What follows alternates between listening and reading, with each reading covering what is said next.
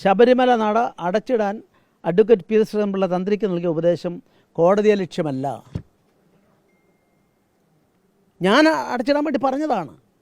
അന്ന് രാവിലെ ഒരു തത്വദീക്ഷയുമില്ലാതെ നിയമത്തെ കാറ്റിൽ പറത്തിക്കൊണ്ട് 2 സ്ത്രീകളെ, രഹന ഫാത്തിമ, അതുപോലെ തന്നെ ബിന്ദുമണിയൊന്നുമല്ല, നിങ്ങൾ അറിയാത്തവർ പറഞ്ഞത് കവിത, മഹാരാഷ്ട്രക്കാരി, ഈ 2 പേരെയും, കവിത ജക്കാല, ഇവർ 2 പേരെയും അന്ന് അണിയിച്ചൊരുക്കി പോലീസ് യൂണിഫോം ഇട്ട്, ഞാൻ അണ്ടർലൈൻ ചെയ്യുന്നു, പോലീസ് യൂണിഫോം ഇട്ട് അവരെ 18-ാം പടിയുടെ നട വരെ കൊണ്ടുപോകാൻ പോലീസിന് സാധിച്ചു.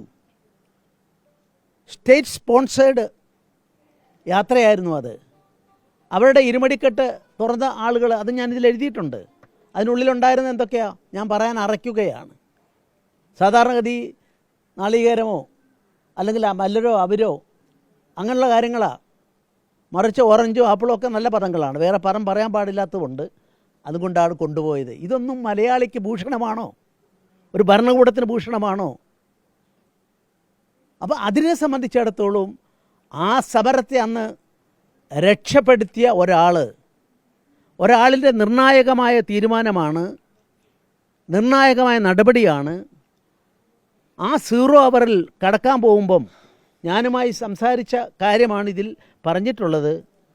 അദ്ദേഹം അതിൻ്റെ തലേ ദിവസം മാതൃഭൂമിയുടെ ഫ്രണ്ട് പേജ്, മനോരമയുടെ ഫ്രണ്ട് പേജ് വാർത്തയാണ്, ഞങ്ങൾ അടച്ചിടില്ല എന്ന് പ്രഖ്യാപിച്ചിരുന്നതാണ്.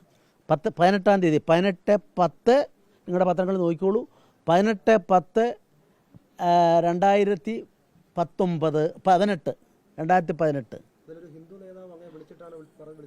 ഞാൻ അതിലേക്ക് കടന്നിട്ട് നമുക്ക് പറയാം. ഞാനൊന്ന് പറഞ്ഞു കഴിഞ്ഞോട്ടെ, അതിന് മുമ്പ് ചോദിക്കുന്നത് ശരിയാണോ? അല്ല, ഞാൻ പറയാം. അങ്ങനെ ഉള്ള അവസരത്തിൽ അവിടെ എൻ്റെ ഫ്ലോ അങ്ങ് പോയി. അങ്ങനെ ഉള്ള ഒരു അവസരത്തിലാണ് ഇവരെയും കടത്തി വരുന്നത്. First of all, police act അനുസരിച്ച് രാജ്യത്തുള്ള നിയമപ്രകാരം പോലീസിൻ്റെ യൂണിഫോം അണിയിച്ചൊരാളെ കൊണ്ടു നടക്കാൻ ഇവിടുത്തെ സർക്കാരിന് അവകാശമുണ്ടോ? നിയമത്തിന് അവകാശമുണ്ടോ? ഇതെല്ലാം ഇട്ടവിടെ കൊണ്ടുപോയി. ആ സമയത്താണ്, തലേദിവസം ഇദ്ദേഹത്തിൻ്റെ പ്രസ്താവന ഉണ്ടായിരുന്നു, പത്രങ്ങളുടെ ഫ്രണ്ട് പേജാണ്. ആ സമയത്താണ് എന്നെ ബന്ധപ്പെട്ടിട്ട് ഒരുപാട് ഫോൺ കോളുകൾ വന്നു. ഞാൻ പറഞ്ഞു, ഞാൻ അതിൽ അങ്ങോട്ട് വിളിക്കാൻ സാധിക്കില്ല. ഞാൻ ഏറ്റവും ഉയർന്ന ഉദ്യോഗസ്ഥനോട്, പോലീസുകാരനെ വിളിച്ചു. അദ്ദേഹം പറഞ്ഞു, ഇതാ കടക്കാൻ പോവുകയാണ്, നടപ്പന്തലിലെത്തിയിരിക്കുന്നു. ആ സമയത്ത് ഞാൻ പറഞ്ഞു, വേറെ ആരെങ്കിലും വിളിച്ചാൽ ഞാൻ ഇതിൻ്റെ നിയമപരമായ കാര്യം പറയാം. ഞാൻ പറഞ്ഞു, ഒരിക്കലും ഇത് കണ്ടംപ്റ്റ് ഓഫ് കോർട്ട് ആവില്ല. കണ്ടംപ്റ്റ് ഓഫ് കോർട്ട് ആവില്ല എന്ന് ഞാൻ എഴുതിത്തരാം. ഒരിക്കലും കണ്ടംപ്റ്റ് ഓഫ് കോർട്ട് ആവില്ല. പക്ഷേ രാഷ്ട്രീയമായ ആവശ്യങ്ങൾക്ക് വേണ്ടി എല്ലാ സംവിധാനങ്ങളെയും ദുരുപയോഗം ചെയ്തുകൊണ്ട് വർത്തമാന ഭരണകൂടം, കേരള ഭരണകൂടം, അവർ ആ നിലപാട് സ്വീകരിച്ചപ്പോൾ അദ്ദേഹവുമായി സംസാരിച്ചു. ആ സംസാരിച്ച കാര്യമെല്ലാം ഇതിൽ എഴുതിയിട്ടുണ്ട്, വളരെ വിശദമായി ഞാൻ എഴുതിയിട്ടുണ്ട്. എൻ്റെ ഫോണിൽ ഞാൻ അദ്ദേഹത്തോട് പറഞ്ഞു, നട അടച്ചിടാം, പ്രതിസ്ഥാനീയന് നട അടച്ചിടാം.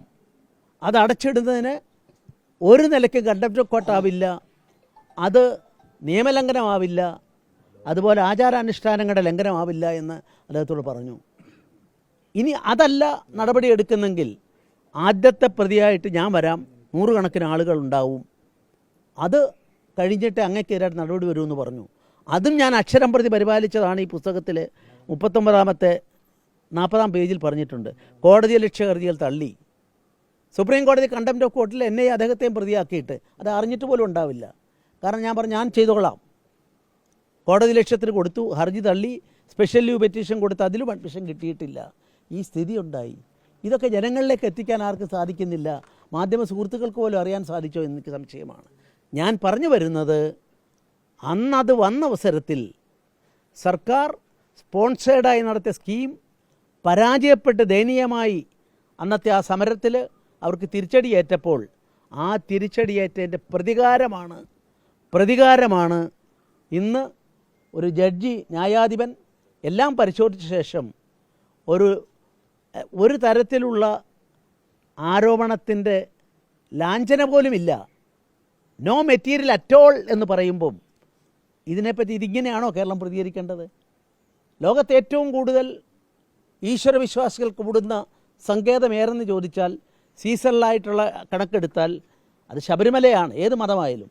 മക്കയേക്കാളും മദീനേക്കാളും ബദലഹമിനേക്കാളും ആളുകൾ എത്തിപ്പെടുന്ന, നമ്മുടെ തിരുപ്പതിയേക്കാളും കൂടുതൽ ആളുകൾ സീസണലായി അനാലിസിസ് ചെയ്താൽ എത്തിപ്പെടുന്ന ലോകത്തിലെ ഏറ്റവും വലിയ ഈശ്വരവിശ്വാസമുള്ള കേന്ദ്രമാണ്. ഞാൻ ഒരു വിവാദത്തിനില്ല. ഇതെന്നും അഭിവ്യക്ത കമ്മ്യൂണിസ്റ്റ് പാർട്ടിയുടെയും ഇപ്പോഴുള്ള കമ്മ്യൂണിസ്റ്റ് പാർട്ടിയുടെ നിലപാട് ഈ ഈശ്വരവിശ്വാസത്തെ തല്ലി തകർക്കുക എന്നുള്ളതാണ്. ഞാൻ AKG പോലും ഉദ്ധരിക്കുകയാണ്. എൻ്റെ കയ്യിലെ രേഖകളില്ലെങ്കിൽ ഞാൻ ഒരിക്കലും ഉദ്ധരിക്കില്ല. ശബരിമലയ്ക്ക് തീപിടുത്തമുണ്ടായപ്പോൾ ഒരന്ധവിശ്വാസം തകർന്നു എന്ന് പറഞ്ഞ അന്നത്തെ കോൺഗ്രസ് നേതാവിനെ ഞാൻ ഓർക്കുന്നു, മുഖ്യമന്ത്രി ഞാൻ ഓർക്കുന്നു. അന്നത് ശരിയാണ് എന്ന് പറഞ്ഞ കമ്മ്യൂണിസ്റ്റ് പാർട്ടിയെ ഞാൻ ഓർക്കുന്നു. നമ്മുടെ അന്ന് തിരുക്കൊച്ചിയിലെ കാര്യങ്ങളാണ് ഞാൻ പറയുന്നത്, നിങ്ങൾക്കൊന്നും ഓർമ്മയുണ്ടാവില്ല, പഠിച്ചാൽ നല്ലതാണ്. അതിനുശേഷം ഗോപാലസേന രൂപീകരിച്ചു. ആ ഗോപാലസേന രൂപീകരിച്ചപ്പോൾ അതിൻ്റെ യൂണിഫോം നിശ്ചയിച്ചു.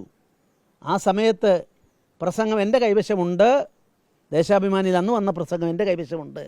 അന്ന് പറഞ്ഞ എന്താണെന്നറിയാമോ? കറുത്ത മുണ്ടുവാകാൻ എടുക്കുന്ന പൈസ ഗോപാലസേനയുടെ യൂണിഫോം, ആ യൂണിഫോം തയ്ക്കാനായിട്ട് ഉപയോഗിക്കുകയാണ് വേണ്ടത്, ശബരിമല പോകരുതെന്ന. ഇതിൻ്റെ കണ്ടിന്യൂവേഷനാണ് സുപ്രീം കോടതി വിധി ഉണ്ടായപ്പോൾ. ആ വിധി ഉണ്ടായ അവസരത്തിൽ ഈ പുസ്തകത്തിൽ പറഞ്ഞിരിക്കുന്നു, അന്നത്തെ പ്രതികരണം, 3 പാർട്ടികളുടെ പ്രതികരണം ഞാൻ മാതൃഭൂമിയെ ഉദ്ധരിച്ചുകൊണ്ടാണ് കൊടുത്തിട്ടുള്ളത്.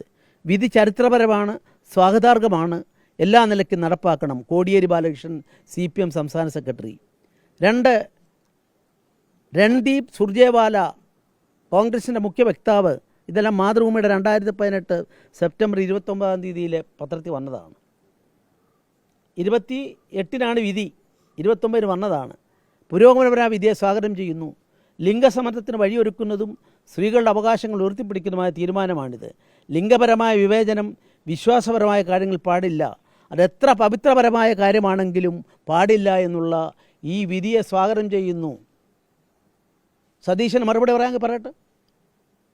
3ാമത് അന്നത്തെ സ്റ്റേറ്റ് പ്രസിഡൻ്റായ എൻ്റെ പ്രസ്താവനയും അവിടെ തന്നെ മാതൃഭൂമി വന്നതുണ്ട്. ശബരിമല സംഘർഷഭൂമിയാക്കരുത്, വിശ്വാസങ്ങളെ ഇങ്ങനെ തകർക്കരുത് എന്നുള്ളതാണ്. അന്ന് തന്നെ 1-ാം തീയതി തന്നെ BJP സമരരംഗത്തിറങ്ങി. അടുത്ത മാസം 1-ാം തീയതി തന്നെ, ഒക്ടോബർ 1 തന്നെ സമരരംഗത്തിറങ്ങി.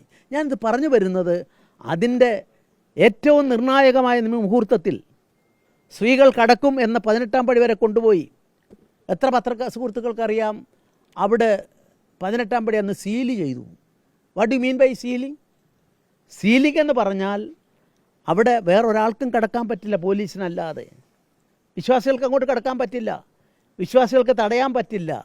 ആ സമയത്താണ് ഈ തന്ത്രി അദ്ദേഹത്തിൻ്റെ നിലപാട് കൊണ്ട് അടച്ചുപൂട്ടുമെന്ന് പ്രഖ്യാപിക്കുകയും അവിടുത്തെ വേറൊരാൾക്കും അങ്ങോട്ട് കിടക്കാൻ പറ്റാത്ത സ്ഥലത്ത് 18-ാം പടി മുഴുവൻ അന്നത്തെ പരികർമ്മികളും അവിടുത്തെ ആളുകളും കൂടെ തടഞ്ഞതോടുകൂടിയിട്ടാണ് സർക്കാരിൻ്റെ അന്നത്തെ ഈ ഉദ്യമം ചീറ്റിപ്പോയത്.